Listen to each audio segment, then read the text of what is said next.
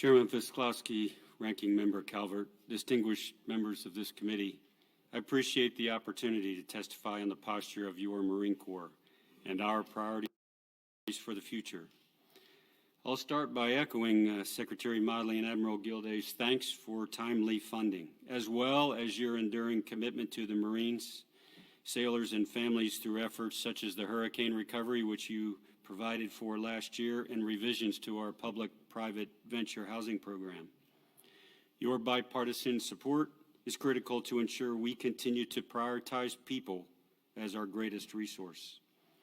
Thanks to predictable funding over the last few years, we have made significant progress, restoring both availability and readiness. We are now at an inflection point. We have to pivot now toward modernization, while sustaining the readiness that this committee has resourced. This pivot, in my opinion, cannot wait until next year or the following. We must move now, or risk overmatch in the future by an adversary. And that is a risk we will not take. As the National Defense directs, and as Secretary Modly recently emphasized in his first vector to all hands, we must pursue urgent change at a significant scale. Marines have always sensed when it's time to move out smartly. We don't hesitate. This is that time. Realizing the bold direction of our strategic guidance requires acknowledging fundamental changes in the operating environment and how we must organize, train, and equip the force. I believe most leaders recognize that significant changes are required. Yet the scope and pace of necessary change is seemingly at odds with some historical resource allocations and some major acquisition programs which predate the National Defense Strategy. This budget submission marks the beginning of a focused effort to better align resources with strategic objectives. Our future budget submissions will build on this investment strategy with informed recommendations for force design and adjustments to our programs of record. Together in partnership with Admiral Gilday, my shipmate, battle buddy, and under the direction of Secretary Modly, we are committed to delivering the integrated naval and fleet marine forces our nation requires. As always, I welcome the opportunity to discuss our findings along the way and keep each of you and your staffs informed as we progress. You have my word, we will be frugal with the resources that you provide, and we will ask for no more than we need.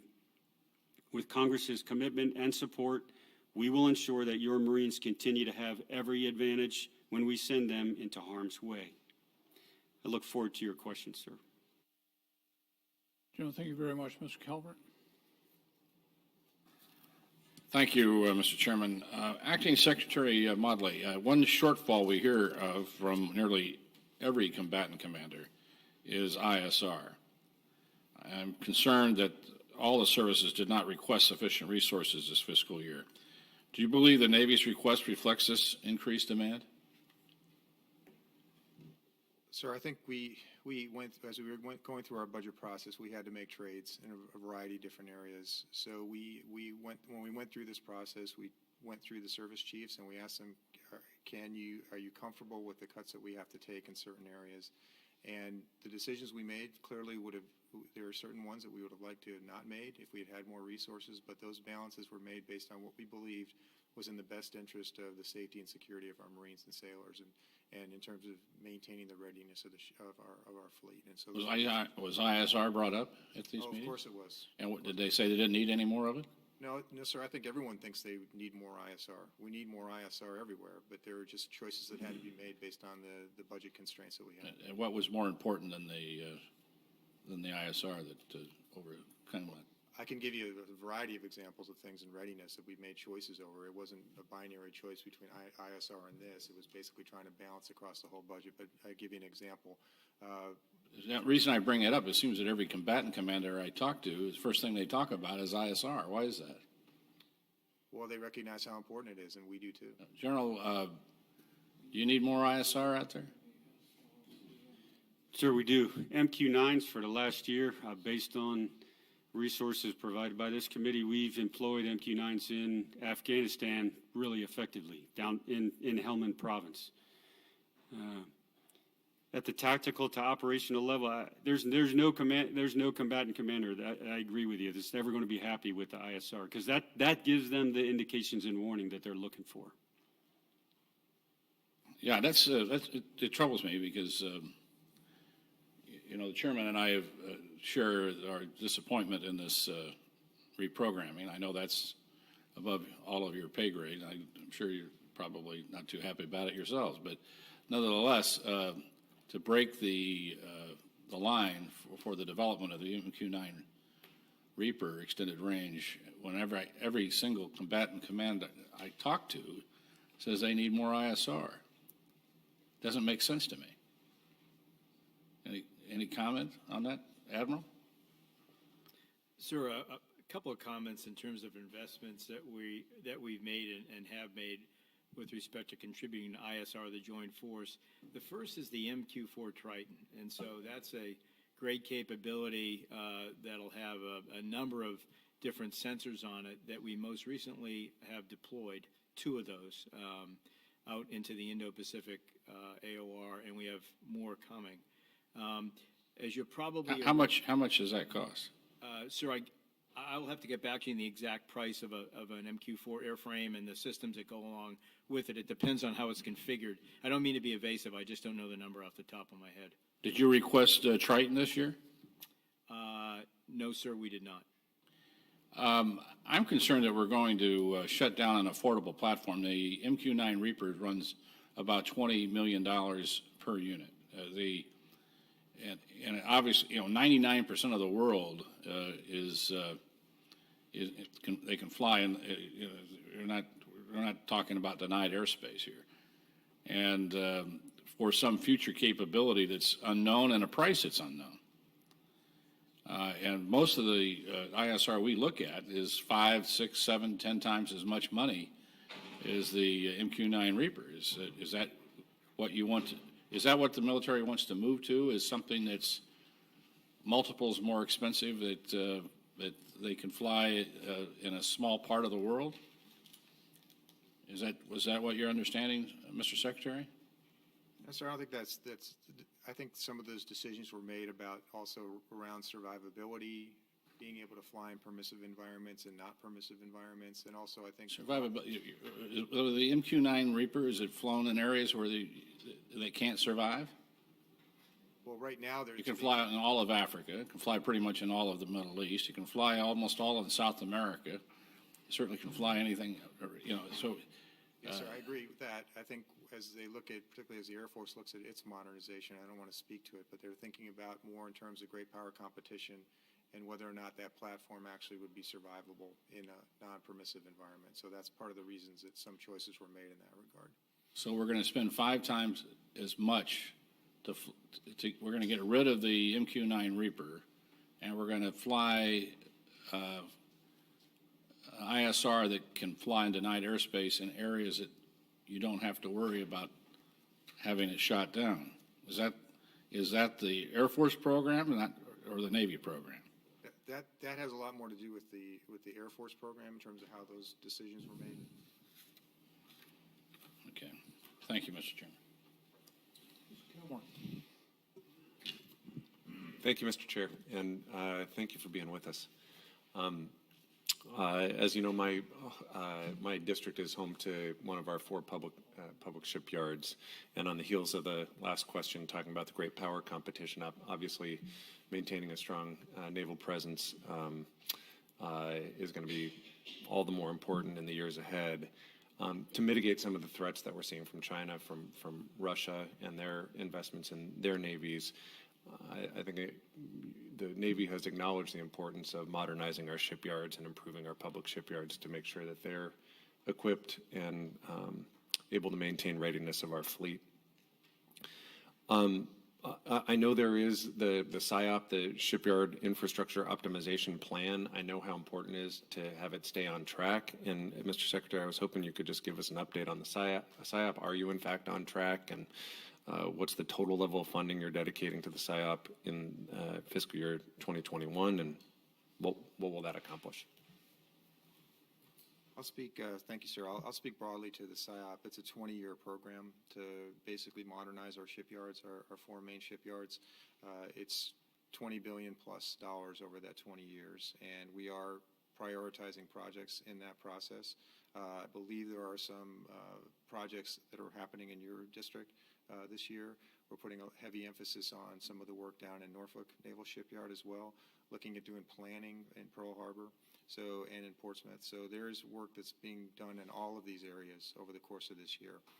In terms of the exact dollar amount, I don't know if the CNO might know what that is exactly, but I think it's around $1 billion that's going into that this year. Thanks. Yes, sir. It's about 1.5 billion in MILCON, and there's more than just MILCON. But we have 3 projects underway this year. We'll have another 8 next year across the 4 shipyards. And so at the same time that we're replacing some of this equipment, that the average age of those yards is 76 years old. And some of that equipment is that old. Some of those dry docks are over 100 years old. So at the same time, we're creating digital twins to understand each of those yards, the layouts, and how we can best invest in new infrastructure. We're also replacing things like cranes and dry docks, and also some significant maintenance facilities. We're committed to it. The public yards, including Puget Sound, are really the jewel in the crown of our deep maintenance facilities, and we know that we're past due in terms of making these investments. So. Thank you. And I appreciated that before we started, you mentioned you might be coming out. We'd love to host you, Mr. Secretary. I'd love to invite you as well. We'd love to have you. Mr. Womack came out last year, and it's a real sight to behold, and the men and women who work there are really doing a bang-up job. I also wanted to ask about the Naval X Tech Bridge initiative, which was designed to create tech ecosystems around the nation by partnering the Navy with the private sector and with startup communities and academia and nonprofit organizations.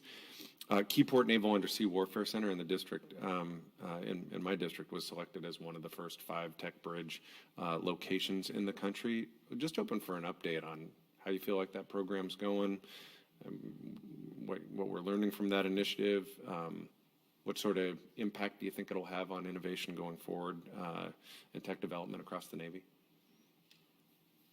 I think it's absolutely critical process for us to develop these closer ties with industry, particularly in the tech areas, because of their ability to innovate quicker than we're able to innovate. So we need to learn from them. We need to partner with them. So this is a first sort of really, I think, serious foray into that area. We're going to continue to do this. We're going to monitor it. I think they're developing, or they're experiencing some success with this. But the key is to really develop this at scale so we can have almost a whole new ecosystem in terms of how we do innovation across the Department of the Navy. I don't know if the CNO has anything more to add on that. Just to echo what the Secretary said, when we first joined the Navy and the Marine Corps, the U.S. government did 90% of the R&D in this country, and now it's flipped. And so obviously the best ideas are coming from industry. The Congress has given us authority so that we can lead turn new capabilities faster. So the stuff that we're applying as an example to our computer networks in terms of machine learning, AI, in terms of cyber defense, have put us in a much better position because we don't have to wait 5 or 6 years to field something. We can field it within 6 months. So yes, we are leveraging it, sir, and we'll continue to do so. Super. Thank you. Thank you, Chairman. I yield back. Thank you, Mr. Chairman. And my thanks to the witnesses this morning, Mr. Secretary, Chief Gilday, and the Commandant. Thank you for your service to our country. This first question, I think I'm just going to ask for the record because I know it's got some sensitivity to it, but I want to make sure that I understand where we are above or below our requirement on Tomahawks. I consider it to be an important piece of our arsenal, and I'd like to, we don't have to get into detail here, but I sure would like an update. But I would like your comments on the importance of expanding our offensive strike capability. So, Admiral, I'll yield to you. Sir, thanks for your service as well. Sir, so Tomahawk is one of those, as I mentioned in my opening statement, one of those weapon systems that gives us range and speed that we need to not only close gaps, but maintain and establish overmatch against our peer competitors. So with respect to Tomahawk, we are investing in tactical Tomahawk. The Block 5 is, the maritime strike version, and also the land attack version and the upgrades that come along with that. To directly answer your question, we're not where we need to be. The Block 5 comes to IOC in 2023, but we are making investments in those weapons steadily. Those numbers are coming up. Quick question for the Commandant. In your written testimony, you talked about the POM submission, which coincides with the inflection point for the Marine Corps. Yet, looking at the budget, I don't really see a significant amount of change. So why isn't there more change if we are at that inflection point in the PV21? So last July, we started probably a 7-month effort to figure out what the Marine Corps we would need in 2030. And we finished that effort in late December, early January. Not an excuse, but that's the reason why there aren't fundamental changes in this budget submission. There are the initial, what we could see already last July when we began the submission process for this, what you could already see was that if we're going to contribute to the naval fight, back to your previous question, we're going to need some tools, some capabilities we don't have right now if we're going to contribute to sea denial and sea control. Our long-range strike capability for the last 30, 40 years has been Harriers and Hornets, and now F-35s. And then it was a drop back into MRLS rockets. We need the ability to reach out and touch a threat, an adversary's naval force from ship or from shore if we're going to be part of the integrated naval force. So you see, even in this budget submission, the beginning of the long-range fires that we're going to need in that regard. Okay, thank you. Mr. Chairman, on kind of a lighter note, I realize I got a couple of Naval Academy graduates sitting over here on the panel, and having been elected chairman of the board at West Point a couple of weeks ago, I just want, for the record, everybody to know that I'm glad that they have moved that secret weapon that they had out to the fleet now, this quarterback by the name of Malcolm Perry. These Army guys were running around out there last December trying to catch the wind, and he made us pay a dear price. So thank you for moving that guy on out. I think he was out of eligibility anyway, but congratulations on your victory. Now you go back.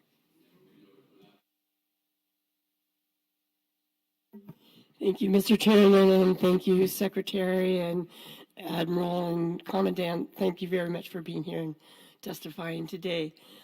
So I represent Tucson. I think you have a Tomahawk manufacturing plant there. Very important piece of the economy to us. It's very important that our ships and their components are manufactured domestically. As I said, in my district and throughout Arizona, there are many small businesses and companies that produce components for submarines and ships. However, they are vulnerable given the volatility of budgets and production lines. What are you going to do to help the domestic industrial base maintain relevancy and continue research and testing to give the Navy cutting-edge capabilities? And my question is directed to you, Mr. Secretary, but I'd love to hear from the other people as well if you have something to contribute. Well, thank you for the question, ma'am. I think it's a very, very important question because as we think about how we develop a new force structure for the Navy and Marine Corps team, we are heavily dependent upon industry for us to be able to deliver that. And the industrial base that we have that supports shipbuilding particularly, and all the components that get into it, represent thousands and thousands of jobs across the country, not just in the areas where we actually build the ships. We have to make sure that that industry is healthy and that it can adapt and change as quickly as we see the threat environment changing. So I've seen just in the last couple of years lots of serious investment, particularly in our shipbuilding industry, to be able to be more adaptable, integrate new technologies more quickly. But it has to be a partnership with industry, particularly because when you see how our industrial base has shrunk so much over the past 20 or 30 years. We have to work with them a lot more collaboratively, and I think it's going to require a lot less adversarial type of relationships and a lot more collaborative relationships to make that work. But it's part of our strategy. It has to be part of our strategy, because if we're going to accelerate a path towards 355 or more ships, and a lot of those ships that we're talking about in our force structure don't even exist right now. They're ships, platforms that we're looking at that are both unmanned, manned, lightly manned. We have to have industry with us on that, so it's a high priority for us. Yeah, thank you. I think people are really surprised that Southern Arizona has this industrial base regarding ships. I mean, we're not exactly a coastal state, but it is a very, very important industry to us. So I just want to make sure that you're there and stay there. And I want you to know it's a top priority of mine. Commandant, Admiral, anything to add? Simply that our success in many ways depends on successful defense industrial base. And so, as I just mentioned in response to Mr. Kilmer's question, one of the great things right now with respect to industry is that there are so many ideas and so many options, and a lot of that stuff's exciting. So years ago, they used to be really dependent upon our requirements. Now, a question that we ask is, what have you thought of that we haven't that we can use? And a lot of that stuff has a direct application from commercial to military with a few tweaks. So, and in terms of Tomahawk, as I just mentioned to Representative Womack, we're very bullish on Tomahawk. So are we. So thank you. You mentioned predictable funding. I think that's one of the 3 points. Second, I think we have to do our job in terms of predictable programming. We can't jerk around every 2 or 3 years in a different direction. In other words, looking back through the lens of industry, they need both. They need a predictable view on our programming, what we need, what our requirements are, and predictable funding. I got a lesson last spring traveling to a shipyard on... Important to the long-term success of the program. So I just want you to know we're very proud of the collaboration that you do with the University of Arizona in Tucson. They're working on some cutting-edge technology that we think can help you, and we like to see that kind of collaboration. So again, thank you. I yield back.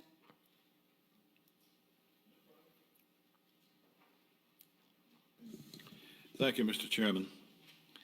The 2018 National Defense Strategy emphasizes the threats posed by, quote, great powers, and specifically highlights Russia and China, of course, as the greatest threats to our interest. China continues to modernize its military platforms and increase its number of deployable platforms of aircraft carriers, guided missile cruisers, combat support ships, and fifth-generation stealth fighters. China has also started deploying military assets further from their coastlines. They recently deployed a surface action group about 250 miles from Guam and are also sending their submarines further afield.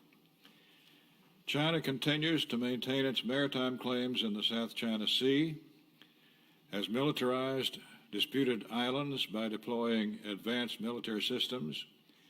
China also uses fear, coercion, economic pressure to advance their priorities in countries throughout the world. We, of course, have much greater capability at large than China, but our military might is spread across the world.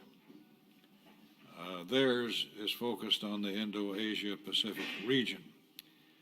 As China continues its economic and military ascendance, asserting power through an all-of-nation long-term strategy, it will continue to pursue a military modernization program that seeks Indo-Pacific regional hegemony in the near term and displacement of the U.S. to achieve global preeminence in the future. My question, speak to us about the actions of China in the vein that I have mentioned? And what do you see for the future? Mr. Secretary. Sir, thanks for the prelude to that, because I think everything you said are things that I would. Could you speak up? Sorry. Thank you for that prelude to that, because I think everything you said is something that I would echo. It has profound implications for us as an integrated naval force because of their aggressiveness in South China Sea and other parts of the world. It requires us to think differently about the type of force structure we're going to have to be able to counter those threats. I just read an article the other day where Chinese consider themselves a near Arctic power as well, in addition to the South China Sea. And they are being very aggressive everywhere. I will say that what it's doing for us is it's helping us rethink how we might want to build a naval force, what we need to invest in, what those ships might look like, what presence means, how do we counter them, in an area where it's predominantly dominated by water, as you look at the Pacific region. And so it's there, but it's also in other parts of the world where they're very, very aggressive. So we have to think about not just building a force that can be that can fight them there if we need to, or protect our forces or our trade in that area, but also globally. And so from my perspective, that means we have to build a much more agile Navy, a Navy that's far less concentrated on a small number of platforms to one that's more distributed. And that feeds in very much to the strategies that the Commandant and the CNO are working on. Seems like I recollect another time when a military power in the East decided to run the U.S. Navy out of the region, and we had a little war. Do you see any parallels? Well, sir, there's some parallels, but I think our job really is in trying to build this Navy and as a nation is to avoid that from happening. We want to deter that from happening. We want to complicate their thinking about how difficult that might be for them to do. But we have to remain vigilant because they have a long-term vision. And we need to sort of match that long-term vision with some very creative thinking, I believe, and persistence to maintain the industrial base that we have to be able to counter this and to be able to adapt as the conditions change over time. Admiral, General, you care to comment?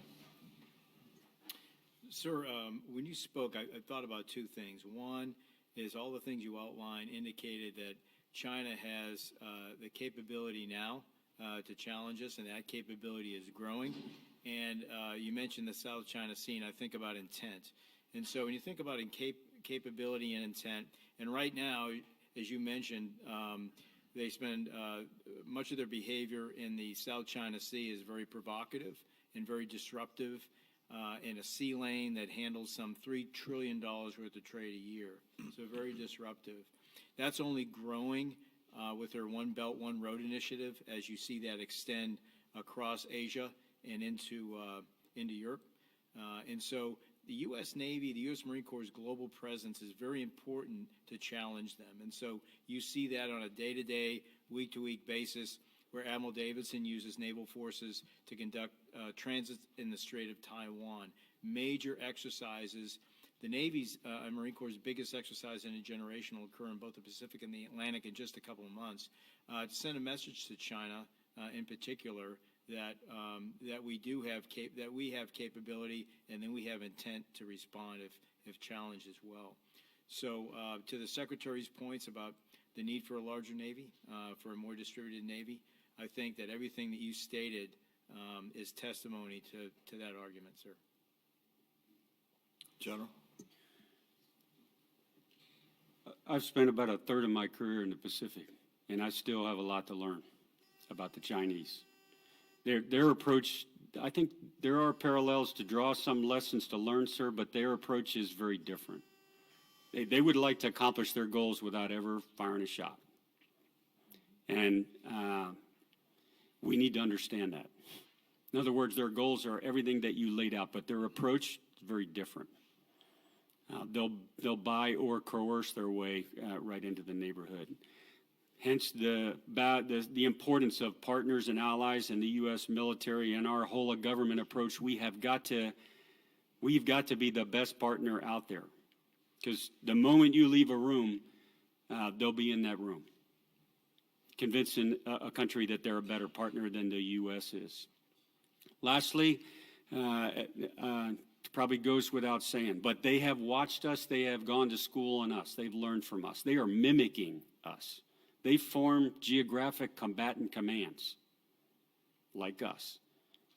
They're copying us, in other words, to catch up to us faster.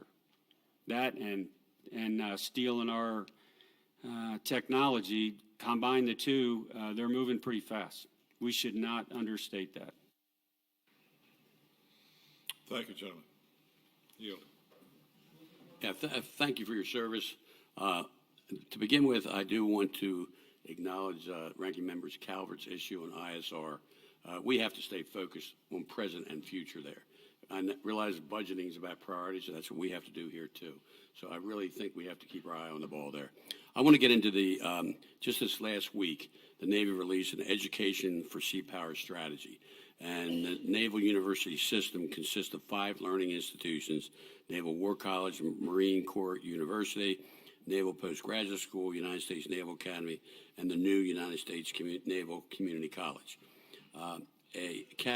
The key focus of this system will be ensuring that each component fills a complementary role within the learning consortium and integrates fully with others in the system as appropriate and avoids, which is important, duplication of effort. Now, I'm Vice Chair of the Board of the Visitors of the U.S. Naval Academy, and I really do acknowledge that guy was really good there, Mr. Womack. Now, getting back to the institution, in my opinion, Naval Academy rivals any other in the country, including our Ivy League schools. With the Naval Academies, and I'm also Vice Chair of the Board there, so I focus a lot at the Naval Academy. With the Naval Academy's shift in focus over the last few areas towards domains of the future, like cyber, and that new building is really tremendous, and it's going to make a big difference, I think, the cybersecurity building. Can you talk about the role the Naval Academy plays now in the Naval University system, this new system, and how that might change under this new strategy that came out last week? Sir, well, thanks for the question.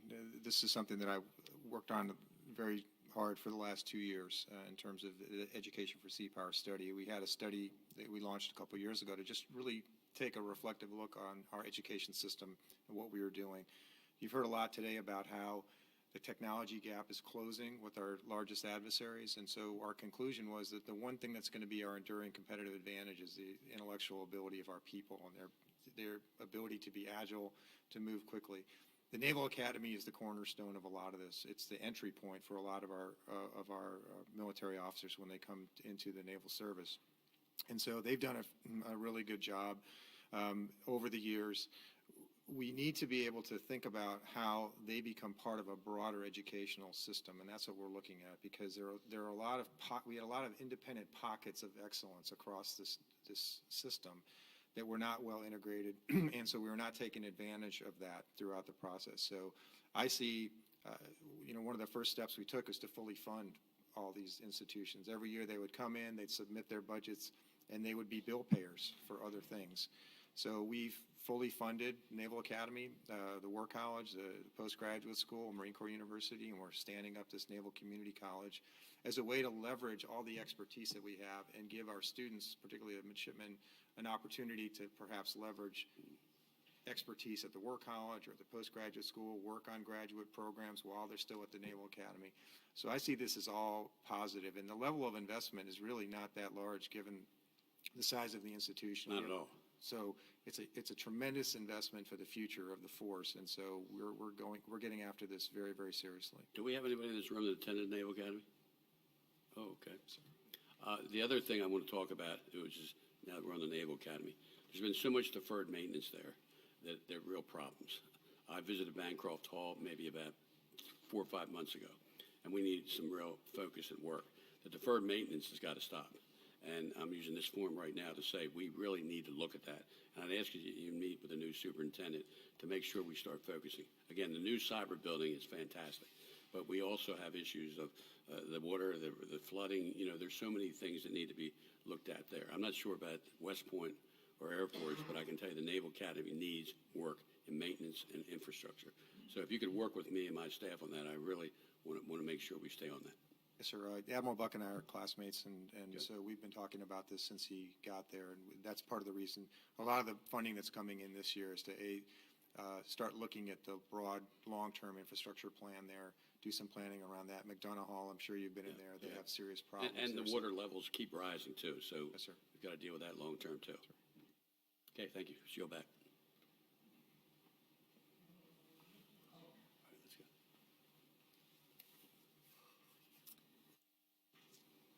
Thank you, Mr. Chair, gentlemen. Everybody's been thanking you for your service, but we really mean it, so thank you once again.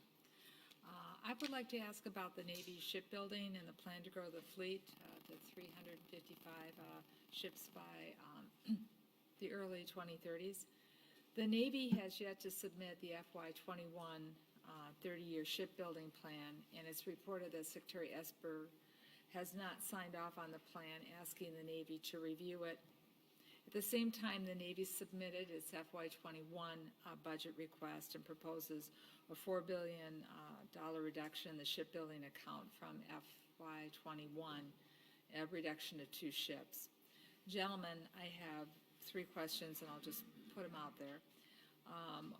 Why the steep reduction in the shipbuilding budget for FY21? And when can we expect the Navy's shipbuilding plan? Are you concerned that the shipbuilding industrial base may be impacted by this reduction, and what manufacturing areas will be most impacted? And additionally, there have been cost overruns. Admiral, you spoke to him at a submarine meeting I was at, and delays on the number of ships and subs. So are you concerned that the industrial base does not currently have the capacity to handle the growing fleet to 355 ships? And then in some of that, as you're talking about dry docking and climate change and everything else, you mentioned the public plan for the public shipbuilding facilities, but we also have private facilities that are undergoing the same stress. So those are my questions, gentlemen. Thank you.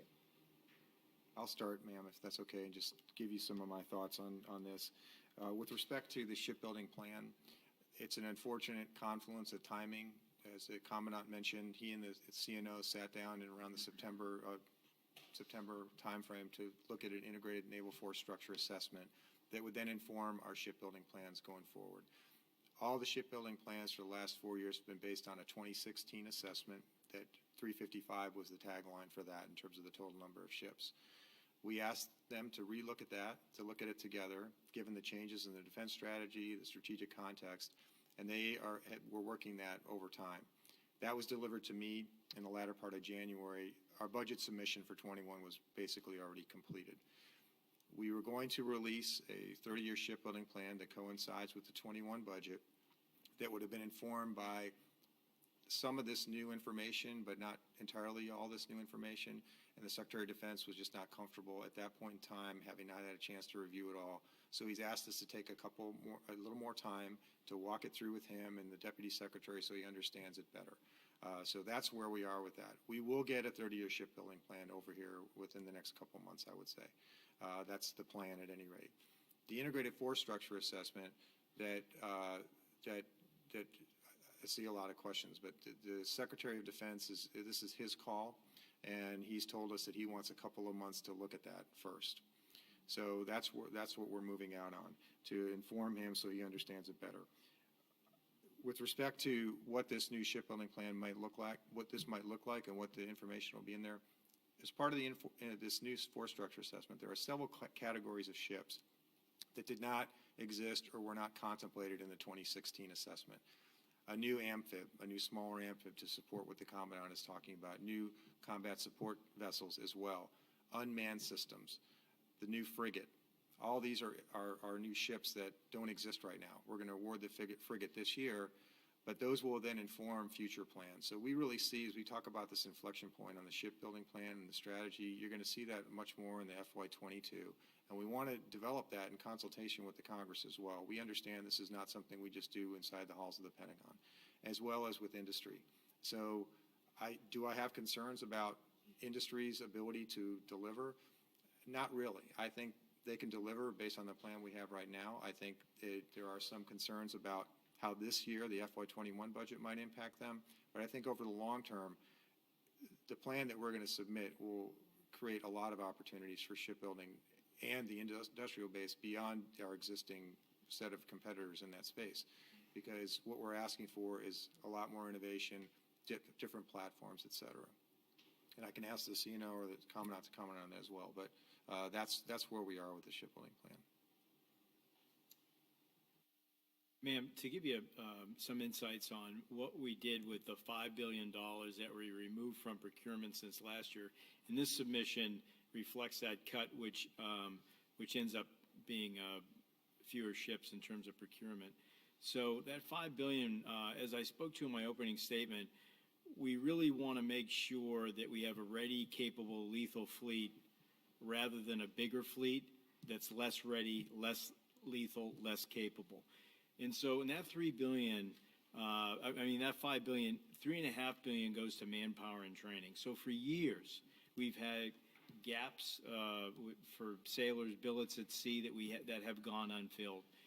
We need to make those ships whole again and keep them fully manned. And we learned lessons from that over the past few years in ways that were very, very painful. The same thing with maintenance and modernization. We have taken $2 billion of that $5 and put it in maintenance and modernization. So we deferred maintenance for a long time, between 2010 and 2020, and we are now catching up, including modernizing our ships as well. We're fully funding training, our steaming days for ships, our flying hours for our pilots. We're funding ordnance, as we talked about this morning, in terms of Tomahawk and other long-range weapons, and spare parts as well. So we're trying to make sure that our fleet's whole.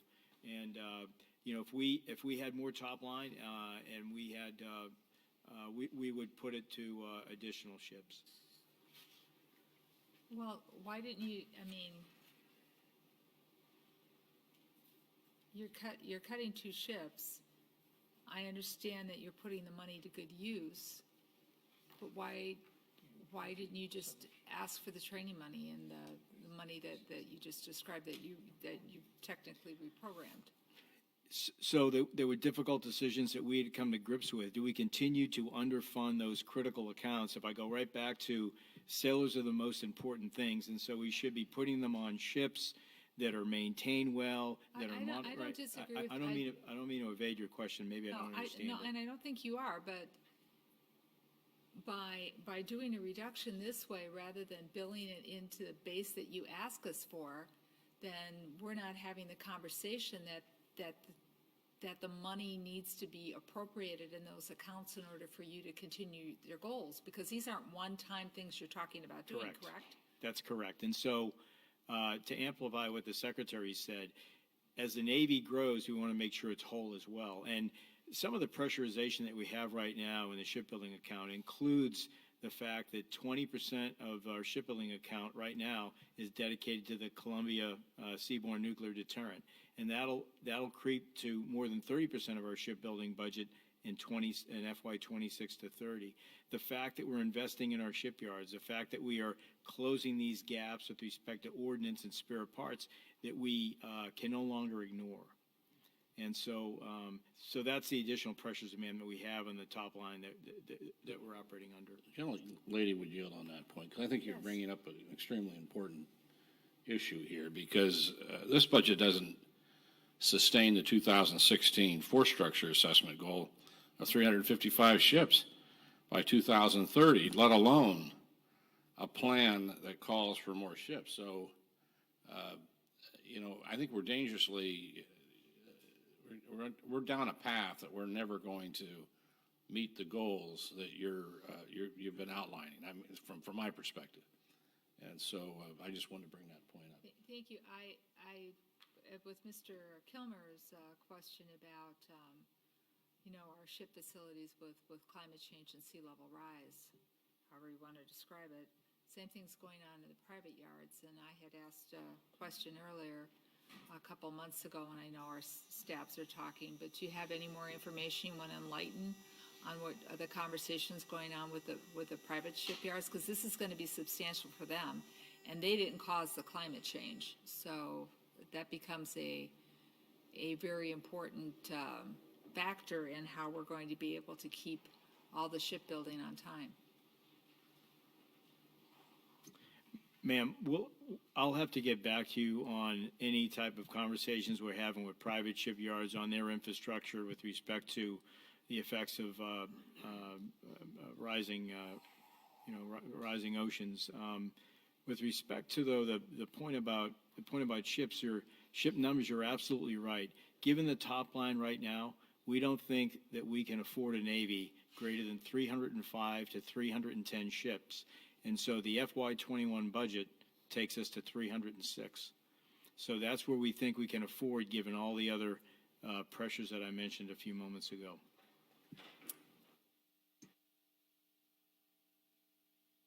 Thank you, Mr. Chairman. Thank all of you for being here. Appreciate your presence and your service to our country. Admiral Gilday, if I could begin with you. In January of 2019, the Department of Defense completed their report on the impacts of climate change on the military installations. The report found that 18 Navy installations are at risk, 16 of which are currently at risk of flooding. This report did not look at foreign installations, so you would have to imagine that if the actual worldwide number is higher than 16, can you talk about the problem of rising sea levels that are causing the Navy and what you're doing to address climate change in general, please, sir? Yes, sir. It is a significant concern, obviously, because we own so much waterfront property. Right. And so what we are doing with the military construction projects that we have at our bases, we have to take into account at least a 2 to 3 foot buffer above the current level in order to accommodate that rising tide, which is measured, the thickness is about a nickel a year, anywhere from a nickel to 3 nickels a year in terms of the rise of that water. So as we are slowly investing in more infrastructure and getting our bases up to par, I will tell you that we are taking that into account as part of our long-term strategic plan. Yes, sir. But it is factored into our MILCON projects. No, thank you. My second and last question may seem on the lighter side. It is, but it really isn't. I saw a movie recently, a new one, called Midway. And I don't know if any of the three of you have seen it yet. Have you? Mr. Secretary, you saw it. The reason I raise it, it impacted me. I've seen it now twice in like a week and found it so compelling. And the admiration you have after you saw it, so you know what I'm talking about. My only question is, and it seemed very factual to me, especially at the end, with the documentation of what each of the individuals who were highlighted in the film, with their credentialing. And to your knowledge, you're the Secretary of the Navy. Is it factual from what you know? Please. I believe the film that we worked with them on the development of that You film did? in terms of, yes. So most of those were historically based facts. In fact, we were invited to the premiere of that here at the. Did you go? Yes, I did. Was that here? It was here. It was at the Navy Memorial. That's wonderful. Where are you from, sir? I grew up in Cleveland, Ohio. Are you a Browns fan?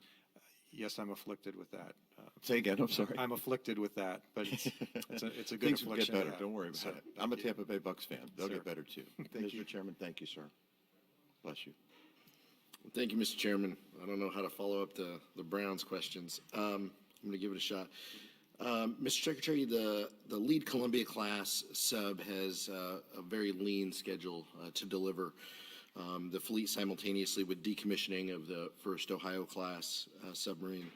What's the Navy and the industry doing to de-risk the programs and to ensure timely delivery? Sir, thanks for the question. I'll hit some of the highlights of that, and I'll ask Admiral Gilday to maybe add some more specific color to that. You're correct. The schedule for this is very tight right now. We don't have a lot of margin left in the schedule, and that's one of the reasons why that's our top priority in terms of our funding. We had to make sure that that submarine was funded and that we're putting enough attention to it over time. But there are lots of, this sort of goes back to the question about the industrial base. Decisions that are made in the industrial base, for example, the decision last year to buy the 2 carriers at once, that has implications for the industrial supply base that also supports the Columbia, because a lot of the same companies have to be around and viable to deliver the Columbia. That's because it's a very, very specialized set of equipment. The nuclear reactors, some of the other technologies that go in them are shared across this industrial base for these specific types of submarines. So when we make decisions, when we make budget decisions, we have to understand the second and third order effects, and that's one of the reasons why it's really important, particularly on these large capital projects, that we really think hard about them before we make decisions that could cause perturbations in the supply chain, et cetera, going forward. And but we're spending a lot of time to ensure that the schedule for the Columbia is tracking properly, and we can't afford to have a slip up there at all. Sir, thank you. And if I could just add a couple of things to underscore what the Secretary said. So it's the Navy's #1 acquisition program because of the schedule that you mentioned. Number 2, we're fully funding the first hull. But when we begin construction of that hull this fall, 83% of the design will be complete. And so that may not seem impressive, but if I compare it to Virginia-class submarines we're building now, only 43% of the design was done when we began those submarines. If I go back to the 80s when we built Ohio, the previous nuclear deterrent, 2% of the design was done when we began building. So we are working very closely with Electric Boat and Huntington Ingalls to ensure that we're setting ourselves up for success here from the beginning. So the ability to be 83% done with design gives us the ability to better predict, the parts that we're going to need, the steel that we're going to need. And they do that work both in Quonset Point, Rhode Island, and also down in Newport News, Virginia, and then finally up at Electric Boat. I was up at Electric Boat the week before last, and they are building a facility at Electric Boat so that they can build a Columbia-class submarine inside one building. So instead of moving pieces around a shipyard or doing work in different areas, everything's done right in that one building. It's going to be really impressive. And lastly, based on everything else I said, just the predictability for those companies to be able to keep sighted on what workforce requirements they're going to have over the next 10 years is really important. So that's another reason why we have to be, as you said, really focused on the schedule. Admiral, are there production delays on certain components that are impacting the schedule? Not that I'm aware of, sir. But I'll get back to you. I'll ask that question and get back to you. Okay. Missile tube production or anything like that? Yeah. Mr. Secretary. So we just delivered missile tubes to the UK, and my understanding is we had some initial issues, but we're in a good spot right now. That EB is Electric Boat's in a good spot. Okay. Mr. Secretary, same. There was a welding problem on some of the initial tubes that were manufacturers, but they've corrected those. So. Appreciate it. Just one more, Mr. Secretary. The entire department has rightly focused on resources for emerging technologies. One of the line items that caught our attention was the conventional prompt strike, which has grown from $11 million in fiscal 19 to $1 billion in this year's budget request. Usually, this is the point in the hearing at which Mr. Rupersberger asks questions about hypersonics. But can you explain to the committee how this increase for the CPS program is justified over this short period of time, but also specifically how you're working with the other services for this and making sure that there aren't a duplication of efforts? Yes, thanks for the question. The Conventional Prompt Strike is one of our most important programs right now for the future. We're behind our major adversaries in hypersonic weapons right now, and we believe that funding number is acceptable. There are several people who are trying to push us to take more than that, but I think we're trying to do this in a very reasonable and measured way. And we're doing exactly what you said, is we're trying not to duplicate efforts between the services. So actually, about 2 years ago, Secretary McCarthy and I signed an agreement where the Army, Navy, and as well as the Air Force will work together on this. So it's not a joint program office, but it's a cooperating program office. And so that's been going exceedingly well. And so we're very excited about that program, and they're making great progress. And actually would love, if you're interested, we can come and give you a classified briefing on that if you're interested in terms of how that program is progressing. It'd be great. Thank you. Appreciate it. Thank you, Mr. Chairman. Thank you very much. The first question I have deals with quality of life, and I assume, Mr. Secretary, be directed to you. Ms. McCollum, Mr. Calvert, and I were recently in Key West for a number of meetings. And one of the things when we asked about quality of life, housing came up, and there is a backlog of requests. Key West, very expensive place. Our understanding in conversations, there's a height limitation, so there's no growth. Everybody rents their place out for Airbnb. And we're going back to the airport. And there's this large swath of land that is vacant. And someone pointed out to us that the United States Navy used to own it. But in 2013, they sold it. Now, that was 7 years ago, but my sense was housing values and backlog for military housing was probably acute 7 years ago in Key West. One, who makes a decision to dispose of property like that when you got a backlog for people who are working in the military who need housing that is affordable? And if we asked the question and went around to other bases and facilities the Navy has, are we going to get the same response? Well, yeah, we sold that, and now we have a backlog on possible areas for housing? Who makes? So I don't know who made that specific decision. Those are decisions that would make their way up through the Secretariat. I assume it happened several years ago before I was here. We talked about this when I was in your office, and I'm investigating that, and I'm actually going down to Key West in about a week or so to talk to them about what the situation is. My understanding was that that was an area that had housing on it that had to be condemned because for a variety of different reasons, and so then they decided to. I'm not sure if they sold it. I need to find out the true facts on that, and I'll get back to you on it. And the reason I bring it up is not so much to relive the past. You can't get the property back. I mean, you could, but you're going to pay a lot more money for it. My understanding is there was property disposed of also near the Navy Yard some years ago. And we all realized what southeast Washington looked like along the waterfront, and now you would have to repay $1 gazillion to get that property back for the United States Navy. So looking forward, I guess my point would be, I hope that never happens again.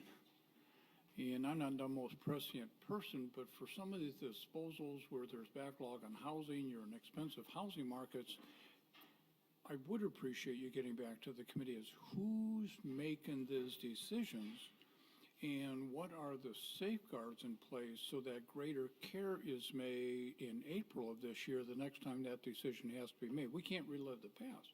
But it seems like there's sequentially bad decisions being made on properties that could be used effectively to control costs for military families. I don't disagree with you, sir, and I'll look into that. My assumption is it's either the Assistant Secretary for Installations and Environment who has the authority to do that, but I'm pretty certain it would go all the way to the Secretary for approval, Secretary of the Navy for approval. If you could get back, property. again, looking to Yes, solve this so it doesn't happen again. Yes, sir. That's all we're looking for. Yes, sir. The second thing, quality of life, and again, I do want to thank the Navy. When I became chair, and I've been on this subcommittee since 1993, our executive assistant said I was the seventh chair. I'm under no illusions that we come and go. My goal last year was trying to fix one thing out of that $700 billion budget at the Department of Defense for quality of life, and that was childcare. I appreciate the Navy heard the message. The fact is, my understanding is the wait list is currently 3,700, which is unacceptable, but much better than 7,700 when we had this conversation a year ago. I also appreciate that you have increased your request, and money's not everything, but money is part of this issue, your request for the year going forward. I guess, again, in a positive light, for the other services, if there's lessons to be learned, what happened and how did you approach that what do you attribute that success in the reduction in the wait list for daycare? Well, I think about a year or so ago, or maybe right now, I think we're about 9,000. The demand is, we have 45,000 daycare slots across the Navy, and that's about 9,000 short of what we need. So we're adding, in this budget, I think we're adding another 5,000 to try and close that gap. I'm not sure what we did other than apply the resources to it and taking it seriously. So I'm not sure what other lessons. I don't think it's a complicated lesson in terms of what can be imparted to the other services, but I don't know their specific situations. I don't know if Mike has any other. Thanks, sir. If I could just add a couple. One of the things we're doing in lieu of seeking additional MILCON is we are doing pilot projects right now with some locations, and I'll give you a couple of examples. In Coronado, California, they have an elementary school that's excess capacity and they don't need. So we're going to lease that space and turn it into a child care facility. We're also working in some places with industry, with large companies, where they would actually build a facility and then we would lease some of the space back. As you know, we have many spouses that work in our child care facilities, and so that's a plus as well. And we try to pay them above what industry typically pays. Not a lot, but we're above the national average, and so we would hopefully find more job opportunities for our spouses as well in those facilities. We'd like to come back to the committee and give you a report on how those pilot projects work and whether or not we're able to look at additional opportunities based on that. And Admiral, I appreciate again positively that you mentioned the pay issue. Again, visiting a facility, one of the observations of ours was that the pay for daycare workers was the same as cashier. Now, let me tell you, I'm from Gary. I want the cashier to make more money.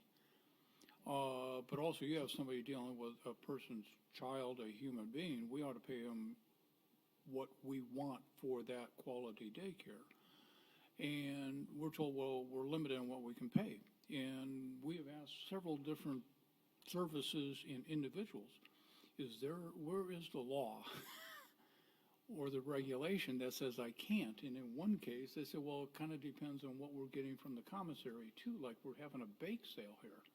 So I appreciate, again, positively, you said, no, we know we have to pay more, because I'm deadly serious. I think one of the greatest recruiting tools, let alone how you treat people, Sure. civilian and military, you couldn't find any place in this country with better daycare for your children. Now, that's what we ought to subscribe to. So I appreciate your, at least implicit, there's not a pay issue here if we're determined to hire people and pay them what they deserve.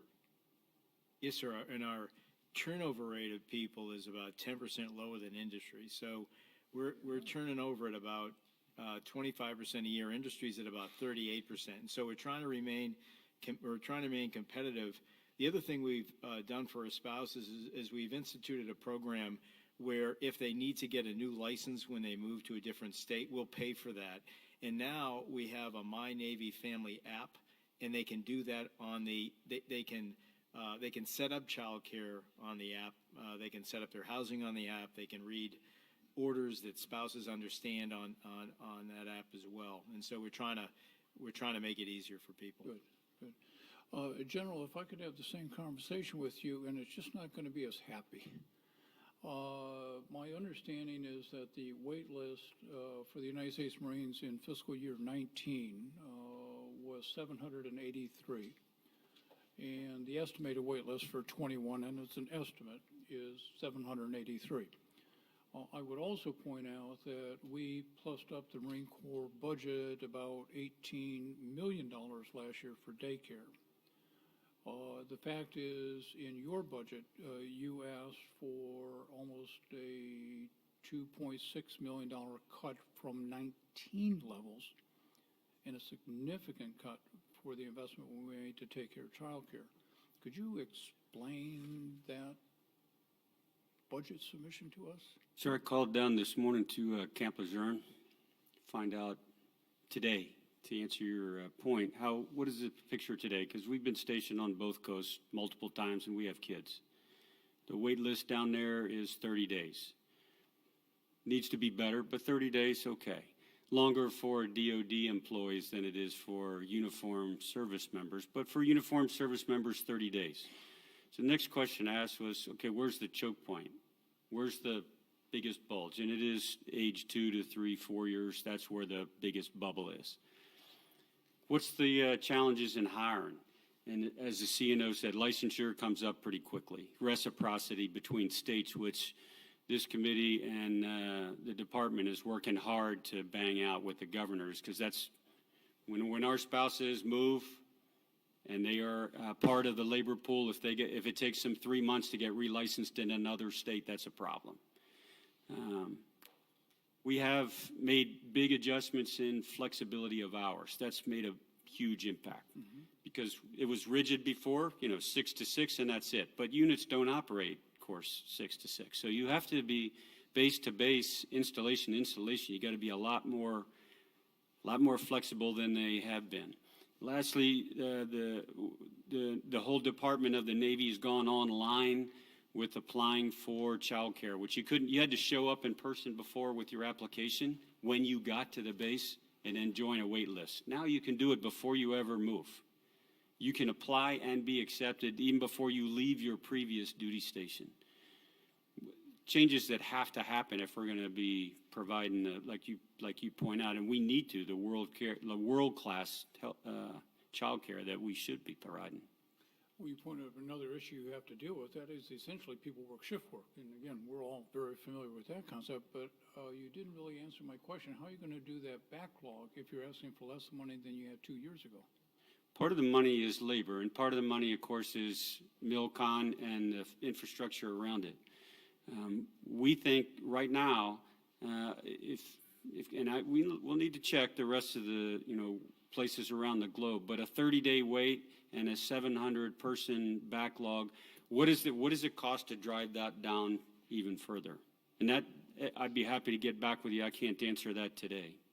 We want to work with you, and we're going to be putting the bill together here in about the next 30 days. We're going to start, and you just have to, I just want to solve this problem. And we're never going to have a zero wait list. But I've told other people, when my 33-year-old son was born, I'm a member of Congress. His mom at the time was a Harvard Law grad. It took us 9 months to find daycare. We had control of everything in our life. If I'm a newly enlisted personnel, I'm moving my family, I'm desperate for daycare, I'm going to be deployed. I can't imagine the stress on that family.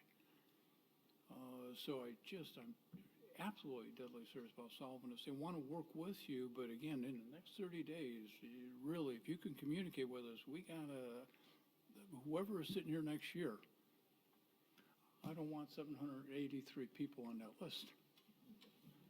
Yes, sir. Mr. Ryan. Yeah, I'm looking to my left, and my right.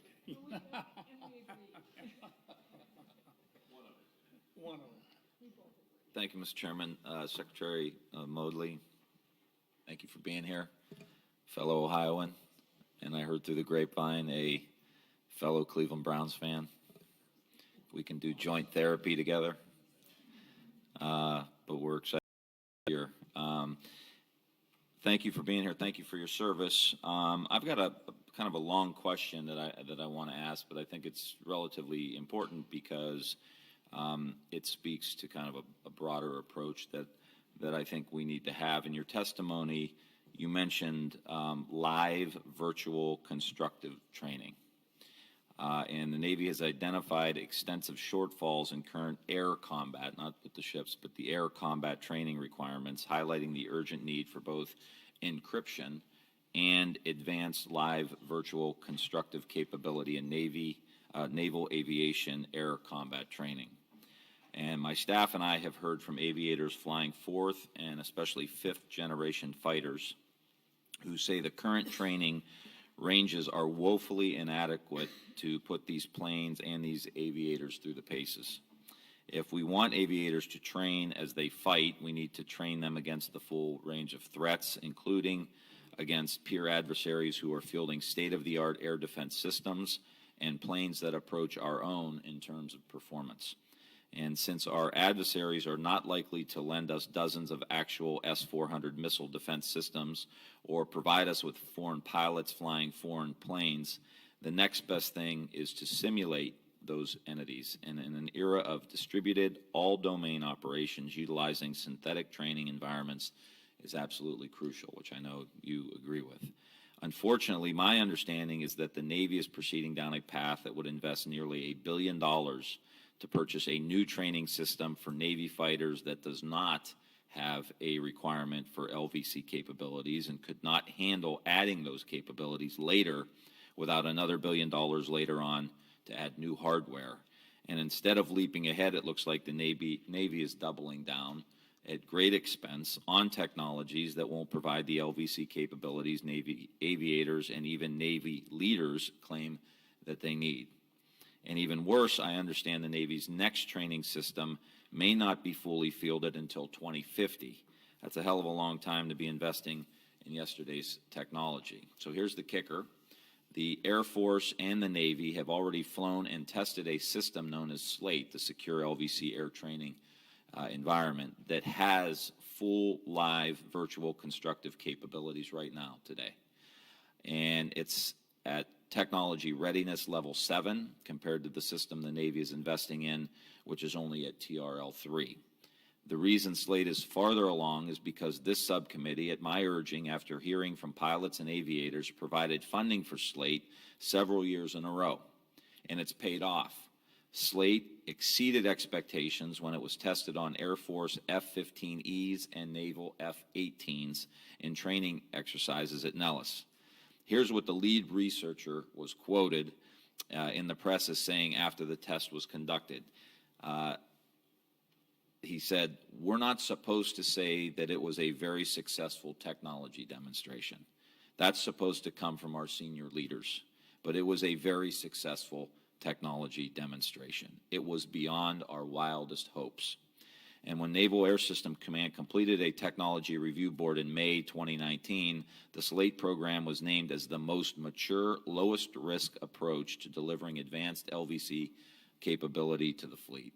And so I want to ask you, why is the Navy not investing into SLATE? And why is the subcommittee being asked to fund a program known as Tactical Combat Training System Increment 2 that doesn't give naval aviators the full capability they need and won't be fully fielded until 2050? Sir, so thanks for that information, and most of those details I'm going to have to go back and check on because I don't know the details of the program. However, from a high level, what you're describing in terms of what that capability is exactly what we need. So I'll have to go do some investigating and get back to you in terms of what exactly happened with those two technologies and what we're doing, but this is absolutely critical to the future and the way we're going to train our pilots. So it concerns me that we made an option for something that's not going to do that, but I'll have to go investigate and find out for you. Yeah, I appreciate it. Like the chairman said, I mean, we only have a few weeks as we're moving forward here to construct this bill. And there's a lot of competing interests, and, you know, we know what the National Defense Strategy has kind of told us, the major, which I think is an amazing document and a great blueprint, and everyone who had their fingerprints on it should be commended. But these are the kind of things that drive us crazy, you know, when you're thinking $1 billion isn't going to get us where we need to go or where we need to be, and we have the opportunity and the technology that seems like it's in place and ready to be scaled up. And, you know, that's what the taxpayer wants from us. And, you know, I know you're a good Ohio kid, so you're going to understand this. And I appreciate your service, and I want to say thank you. But please, your team behind you, you know, we know how important our staffs are to us. Please let us know, you know, in the coming days how we can maybe rectify this problem. Yeah, I share the gentleman's concern on that very subject, so I appreciate that. Yeah. See, they say people don't get along in Washington, D.C., and we do, don't we? All right. Thank you. One thing that concerns me as we go through this, and obviously I don't think there's any disagreement that we have that we need more ships, we need more platforms. You know, we're going to have this argument how we're going to get there. We got to grow the top line. Well, you know, unfortunately, as appropriators, we have to deal with reality. We have this defense discretionary spending is shrinking, not expanding. And same thing with non-defense discretionary spending. And so as we go down the appropriation line, we got to make some realistic decisions here. And because where we're at, we're not where we're going here. This discussion about it, we're not going to a 355 ship Navy.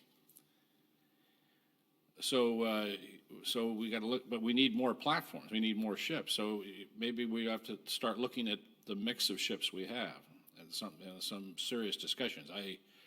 I'm sure one of your colleagues in the Army told me, well, we start making 50-year decisions on aircraft carriers. What's the survivability of an aircraft carrier? I'm sure you don't want to hear that from the Navy's perspective, but those are questions we have to ask. Because, as you know, it's $13 billion for an aircraft carrier buys a lot of ships.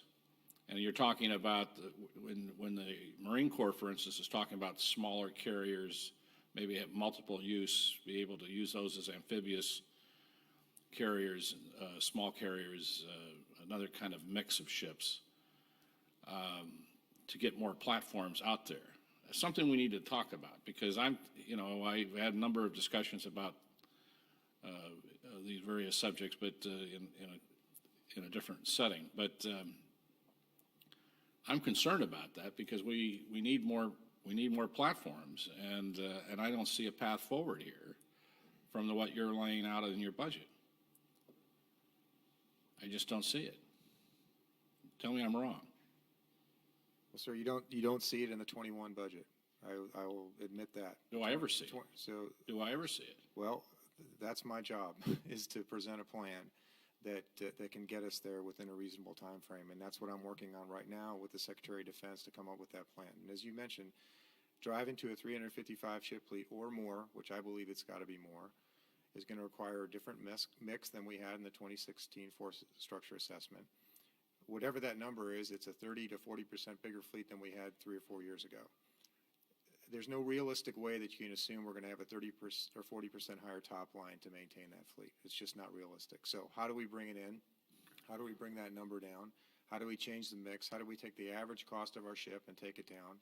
But it's less important about what the number is than it is what the capabilities are that mix delivers at the end of the day. And that's what we're working on. I think that I would caution, the numbers do matter. And now you have force multiplication, obviously, with our allies, with the Japanese or the Australians or whatever, but that delivers more platforms. But at the end of the day, numbers matter. I mean, that South China Sea is a lot of territory. I've been, so we need. Well, I agree with that. My point is that the debate right now within the halls of the Pentagon is not a debate between having 200 or 350. It's more like, is it 355 or 380 or 355 or 370 and 390? So how do you get there? How do you get there with the top line you got? So one of the things you have to do is you have to drive down the average cost per ship in that new mix. The $13 billion carrier, hopefully that's the last $13 billion carrier we buy. Does that mean that the next Ford class is going to be it's going to come in less than 13? Because we're learning a lot on the first one, and they're going to be cheaper as we go forward on those. Right now we have 4 in the budget, or we have 4 that are under contract. We have now a window of time, 6 to 7 years, to think about what that next carrier is after that. Don't get me wrong, I love aircraft carriers. I like to see us, but at the same time, one, we have to defend them, and if we're going to build them, we have to have the money to build them with. And now I'm going to get to the second part of this thing, is if we're going to find the money to build the ships, including the aircraft carriers, we need reform within the Pentagon. And I keep harping on this subject. You guys all know what I'm harping about, is that you have the highest number of civilian employees in the history of the Pentagon relative to uniformed forces. If you get back to the historic ratios of the Pentagon, according to the Business Council, you save $125 billion over 5 years. That would pay for the aircraft carriers. That would pay for your 355 ship Navy plus, and we would be on our way. So Plus, it takes care of our procurement issues with the Air Force, the Army, and other.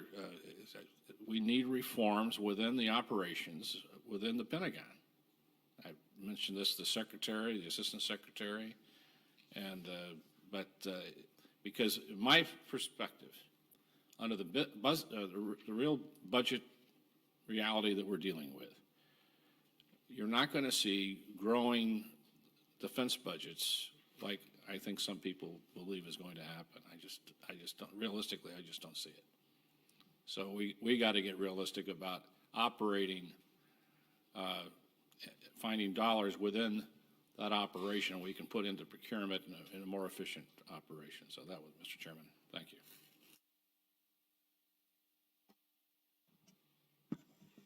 Thank you, Mr. Chairman, and I apologize for being late. I had my own hearings this morning. We thank you very much for your service to our country. I wanted to ask two questions. One deals with those under your command. What can be done to help ensure better access to mental health care and maintaining a continuum of care for those in the Navy and those transitioning out of the military? We understand that, at least the information I have, indicates that recent reports show that military treatment facilities will eventually only service active duty service members, causing an increase in the use of civilian and VA medical facilities and resources, and will place an even heavier reliance on the Department of Veterans Affairs in this arena where we are so short of individuals who can perform these services both as doctors and as advanced practice nurses.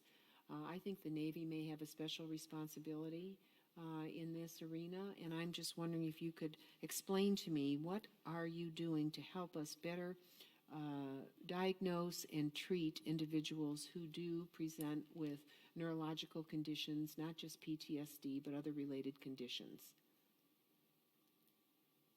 Well, thanks very much for the question, ma'am. It's a very important question for us, as we're finding that not just PTSD, but all kinds of other mental health issues that our sailors and Marines are experiencing, as well as their families. I have, one of my jobs is to sign condolence letters to families of sailors and Marines who've lost their lives, and I'm finding that as I'm signing these, 70% of them are suicide, result of suicide. It's become a real problem, significantly higher rate now than 5 years ago. I think last year we had 72 suicides, active duty members, and 5 years prior to that we were at 42. This is a significant problem for us. We're putting a lot of resource behind it, a lot of attention to it. We are putting mental health professionals on our carriers and some of our larger ships to make sure that the sailors and Marines have access to that. But it's a long-term struggle for us to get after this, and it's not something that's isolated to the military. It's a societal problem. We're finding that our statistics are echoing what we're seeing in society. For our demographic, we're actually lower than some of the societal rates on suicide. So we are putting significant resource behind this. We are doing a lot of work with our not just with our mental health professionals, but also with our own people, about teaching them how to reach out, having more interpersonal reactions, being able to flag and understand when their shipmates are having struggles, and to get them to help. And it is a long-term thing, and it's something that we're going to be working on for a very long time. Well, I'll tell you, I think one of the ways we could help is by training of additional support personnel to work in this area, including doctors and advanced practice nurses. I would appreciate your getting back to me for the record on the best ways we might work with you to do that. I was extremely impressed with the Intrepid Center up at Walter Reed. That is the beginning of a coherent societal response. I was very impressed when we were down with Special Forces and looking at how behavioral specialists had been embedded in units. But in order to do that, you have to have the training. And I can guarantee you when these individuals come home the ability of our veteran system to respond is not as crisp as it should be. There simply are not the people out there with the proper training. So I'm looking for a proposal that would help us provide the funds to train. I don't quite know how to do that. I talked to the heads of all the service academies when they came before us a couple years ago, and they didn't view their job as training doctors. So I'm thinking, well, then whose job is it? How do we do this working with Department of Defense and the Veterans Department? So I would really welcome your comments. I met the Admiral of the Fifth Fleet myself when we were down in Tampa, and a few years later he was dead. I just feel especially compelled to push you a little bit and ask you to respond to the record on that. All creative ideas welcome. Can you do that, Mr. Secretary? My second question is completely different, and that regards the naval presence of the Russians in the Black Sea. Can you give us a sense of your own knowledge of that region of the world and what more we can do, working with NATO, working with you, to counter Russia's control of the Black Sea region and stop her from further advancing in that region, in the sea lanes? Any comments on that? So, ma'am, the best thing that we can do in the Black Sea is to be in the Black Sea. We just had a ship leave the Turkish Straits overnight, the USS Ross, and she actually did a rescue of some Turkish fishing vessel where the boat was on fire, and they rescued the civilian mariners from that vessel. But we're doing multiple patrols in the Black Sea a year, and so our presence there is really reassuring to countries like Ukraine that we do have a presence, and to show the Russians that they don't control that water space. And so again, that is routinely an area where General Walters, the European Command Commander, has us operate, as well as the Eastern Mediterranean. I think my time may be closing here, but I just wanted to get a sense. Do you view that the Russians are sort of in a static position, or do you view the Russian Navy as pushing? Do you feel the edge more, or do you feel some step back at this point? Definitely feel the edge more. Definitely feel the muscles flexing with sharp elbows in that region. Thank you very much. Been doing a little research for my next question here. I'm going to ask you about Arctic operations. Last 2 years, the Navy's had 2 carriers participate in Arctic training exercises. One involved the USS Harry Truman with NATO, and in 2018, the U.S. Theodore Roosevelt in the Northern Edge in Alaska last year. And the Marines have conducted several training exercises with our NATO partners in Norway since 2017. The Navy is treating the Arctic region with the concern that I believe it warrants, given Russia and China's increased activities in the region. And Mr. Secretary, you're right on. China has been calling itself a near Arctic nation, but now they have a new tagline, and I wanted to get it right, so I looked it up. They want the Arctic to be part of the polar Silk Road. So they're all in. And we know they have scientific stations in Iceland, built a new embassy in Iceland that's very expansive. So can you let the committee know, because we're getting more involved in supporting your efforts in the Arctic, but I think a lot of our colleagues here in Congress still don't think of China, they don't think of the Arctic. They don't realize Russia's vast increase in activity in the Arctic. Can you tell us some of the hazards of the Arctic and the impacts that you might see naval operations encountering? What kind of damage, for example, might our ships sustain due to ice buildup or sailing in heavy seas? Because the weather can turn, I'm from Minnesota, the weather can turn on a dime up there. I think it turns fast here, it turns faster in the Arctic. What are your learning? I know there's been more cooperation with NATO, even National Guard exchanges, with Canada, Denmark, and Norway about what they do with their ships, because they're regularly in these heavy conditions. I won't even tell, you probably know the number of our icebreakers our NATO allies have, how many we don't have, and how many China's building and looking at even building nuclear. But the question I would also include the Marines on is gear's different. Training's different. You have to train to be everywhere in the world as Marines, and we thank you for doing that. But there might be some investments or things we need to look in either cold weather research or making sure that supplies and training are available for the Marines, because they could be deployed in some very tough conditions. Thank you, gentlemen. Well, I absolutely agree with what your conclusion about the challenges that we're going to have there. We're not really used to operating up there, as some of our adversaries might be. The Russians, for sure, are much more capable at operating in those conditions. They have a greater inventory of icebreakers than we have. And as the climate changes, and we're seeing some of that sea ice recede a little bit, it's creating more opportunities for sea lanes, for transportation of goods and services across the polar regions. So that's more for us to protect. And so that creates a lot of challenges for us also in terms of their proximity with respect to missile proximity that they could launch from that area down into North America, creates challenges for us there.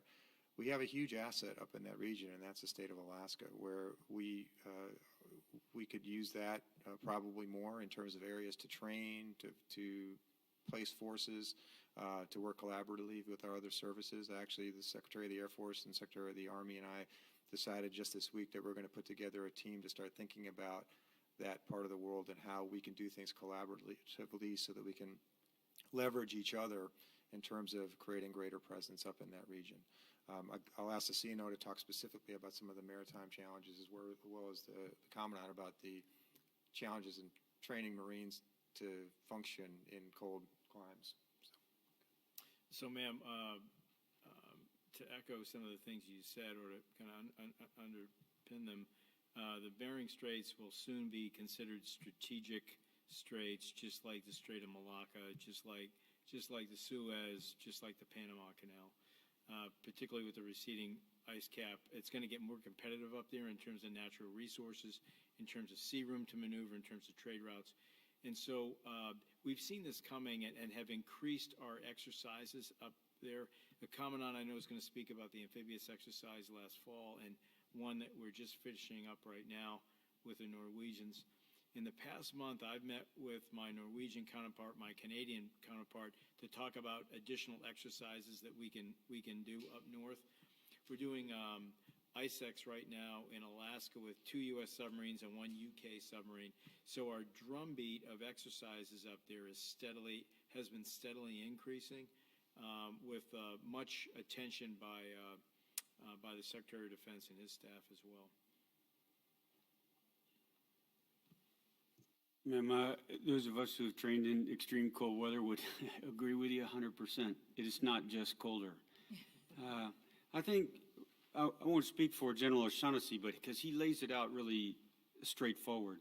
There is a homeland defense aspect of what you're alluding to, and then there's a keep the maritime commons open. Right. Two different lenses to look through, both critically important, and both I would offer, and you confirmed the naval force is key to both, as is the rest of the joint force. We're going to go where the Navy goes. We need to operate wherever we're sent. It is partly a matter of gear, as you highlight, that's unique to that environment, but it's also a more basic fundamental level of leadership under extreme conditions that you can't simulate anywhere else. There are only a handful of places where you can get to that level of small unit leadership where it makes that kind of a difference in that adverse environment. Alaska and Norway, we do train in both. Great opportunities to train. Alaska, in fact, you get the dual advantage in Alaska of a huge airspace, a huge sea space. You can stretch the muscles of a joint force in Alaska in a way that's difficult to do in most other places. No, absolutely yes. We're not going to have a specialized cold weather force because, as you point out, we have to be able to operate wherever around the globe. But where the Navy goes, we're going to go, and that includes the Arctic. Well, I would hope that as ships are being deployed, the maintenance, what happens, the stress on the metal, a whole lot of things needs to be needs to be taken in account, and I'm sure you're doing that with working with, engineers, and because equipment's gonna change when it's subject to that kind of cold, and that needs to be worked into a maintenance log. When I started working, Mr. Calvert was very nice to me all the time. He knew I was gonna ask about icebreakers for years and years and years. It's like, well, no, we'll pay for them. The Coast Guard can pay for them. Well, the Coast Guard can do some of them, but I think the DOD needs to be stepping up, and we need to have some that are fully at your disposal, equipped in a way to do what you need them to do, and not just rely on Coast Guard, which is also going to have other maritime responsibilities for the commercial shipping that's taking place, as well as commercial fishing in there. So I look forward to working with all the branches of the service, but with the Navy and the Marine Corps in particular, to make sure that we have the training, we have the equipment, we have the ingenuity, we have the research going on, because Alaska's either your front yard or your backyard, depending upon how you're facing. And China might want to be near the Arctic, but it's not an Arctic nation. We are. And so we need to take care of our yard. Thank you. If I could follow up on Ms. McCollum's question, historically it has been the Coast Guard for icebreakers, and given the commentary relative to the Russians and their number of icebreakers and the opening up of the Arctic, do you foresee, and I know there's no money in the 21 budget, that might change and that the Navy might have a role in that? So, sir, we did make an investment, actually a joint program office with the Coast Guard. For one, right, exactly, for one. The Commandant of the Coast Guard reminded me of that this week when we travel. But it is presently a Coast Guard. It is presently a Coast Guard mission, and that Polish security cutter, I think they're going to deliver it within the next 2 years. I know that answer is unsatisfying, ma'am, but right now that is a Coast Guard mission.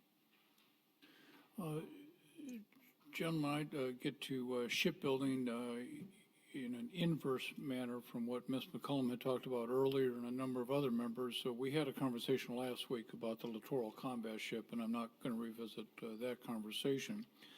But for the record, I would like to know how much the United States Navy paid for those first 4 littoral combat ships that are going to be decommissioned.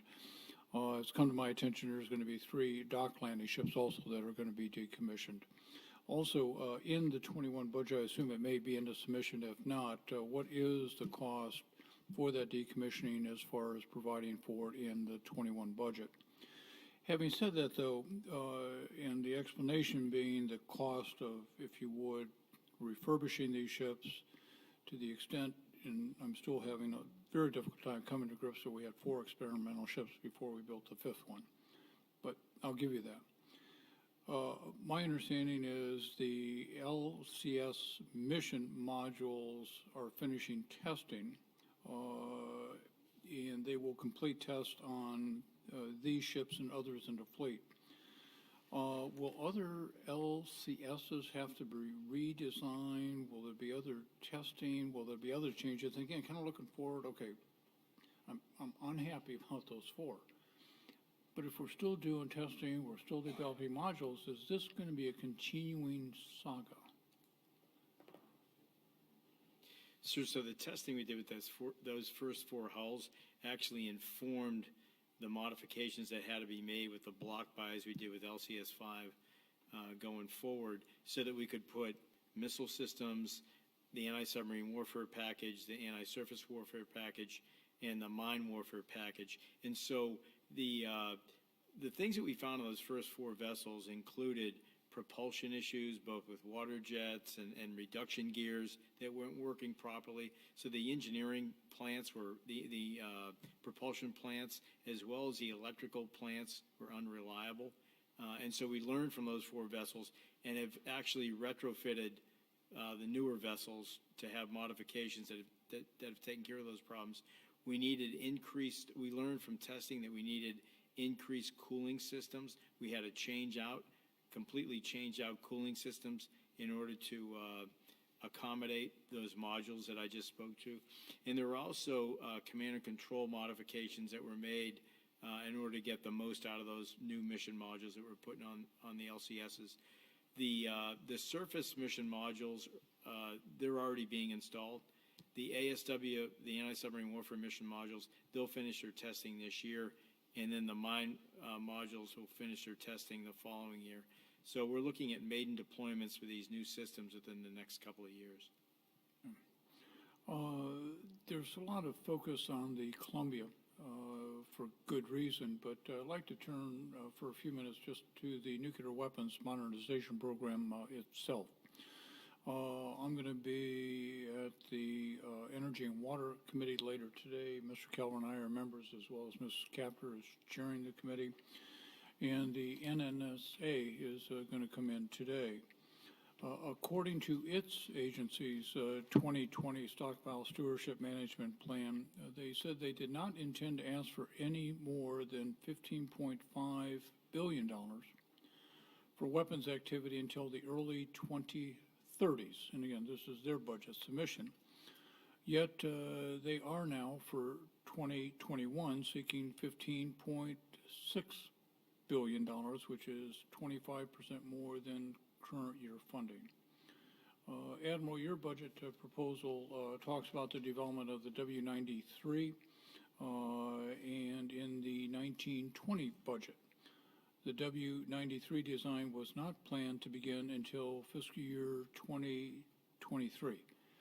The question really is, what has changed relative to the investment in this warhead, and will this investment, starting earlier, affect other investments the Navy has to make? Sir, I can't speak in terms of comparing that investment against others. We could certainly take a look at that, but I will say that the actions that we're taking are based on the nuclear posture review, as you know, in terms of the modification of some of those weapons. I think the investments that we're making are pretty steady glide slope and fairly modest with respect to keeping the arsenal up to date. Okay. One final question in the same vein. According to a 2019 report by the Government Accountability Office, plans to refurbish the Navy's shipyards, including those that are critical to the modernization effort, are suffering from delays and cost overruns. With regard to our nuclear deterrence, what are the strategic risks of neglecting these refurbishment projects, and how is the Navy planning to make that investment, if I could? So, sir, the strategic investment plan that we have for shipyards of 4 public shipyards, if that's what you're talking about, $20 billion over 20 years. And so right now we have 3 MILCON projects ongoing, another 8 are requested in the budget that you have, our budget request for 21. We're really committed to updating those yards. The average age, as I mentioned before, is 76 years old. The condition relative to other infrastructure we would rate as poor. And so it's become a priority for us. It's an area that we have probably under-resourced for a number of years, and it's finally come to roost in terms of being able to continue to do high-quality maintenance on those nuclear capable ships. We have to continue to make the investment in that infrastructure. Correct. Just more of a comment as we're ending this hearing. You mentioned a digital twin earlier, Admiral. It's obviously very exciting technology, and I came out of the Small Business Innovation Program. Can you get back to us and tell us how successful that is?